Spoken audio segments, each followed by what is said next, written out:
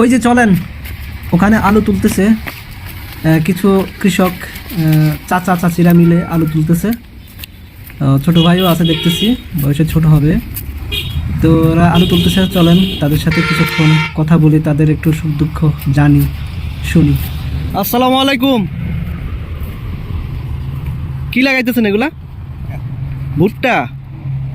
মাশাআল্লাহ, একটা উঠে যাচ্ছে আর একটা লাগানো হচ্ছে না। আলুর দাম কেমন এবার? আর আলুর দাম কো?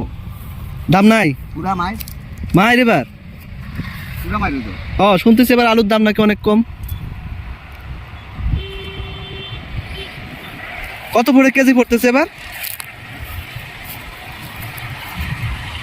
তপ্ত এই রোদে ওনারা কাজ করতেছে, তো আমিও ওনাদের সাথে কথা বলতে একটু হেজিটেশন ফিল করতেছি। আসলে আমার কতটুকু এটা ন্যায়সঙ্গত হচ্ছে এই রোদের মধ্যে। এমনিতেই রোদের মধ্যে কাজ করতেছে, গরমাত্মক উপর দিয়ে রোদ, হিট, তারপর আমি আবার কথা বলতে গিয়ে ওনাদের আবার বিরক্তির মধ্যে পড়ে কিনা।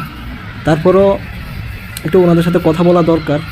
চলুন একটু আবারও কথা বলি ওনাদের সাথে, চেষ্টা করি আসলে ওনাদের মনের ভিতর যে আকাঙ্ক্ষা, মনের ভিতর যে কৃষি নিয়ে যে অনুভূতি, সেগুলো একটু জানার চেষ্টা করি। আর এবারে শুনতেছি আলুর দাম একটু কম, কৃষকরা নাকি ন্যায্য দাম পাচ্ছে না, সেই বিষয়ে একটু আলাপ করি, জানি ওনাদের আসলে মনের ভিতর কী চাহিদা।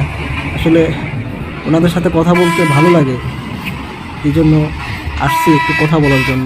চলুন দেখি বিক্রি হচ্ছে কত এবার। হ্যাঁ, কত বিক্রি হচ্ছে এবার? বিক্রি 10 টাকা না কো? 10 টাকা কেজি। কোলেস্টোরে নাকি এমনি? লোকাল কোলেস্টোরে 1 লাখ টাকা গাড়ি। ওই আর কাদা গাড়ি যায় বস্তা এত।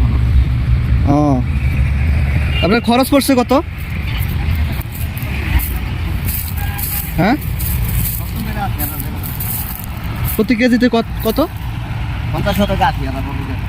50 শতকে 80,000।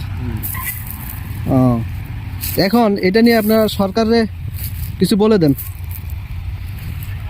আপনারা কি মানে সরকারের কাছে আপনার একটা আবেদন জানান, দাবি করেন যে আমরা যেন ন্যায্য মূল্য পাই। কি লাভ হইব? আর বছর কাজ যাবে করন যাইব। তাহলে এটা লস না আপনাদের? গতবারও লস।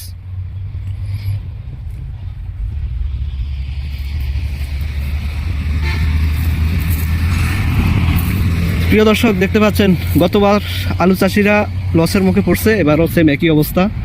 তো ওনার সাথে কথা বলে আসলে যে জিনিসটা বুঝতে পারলাম যে এই বিষয়ে ওনারা খুবই বিরক্ত, কারণ গত বছরও আলুর দাম কম গেছে, ওনারা তেমন লাভ করতে পারেনি।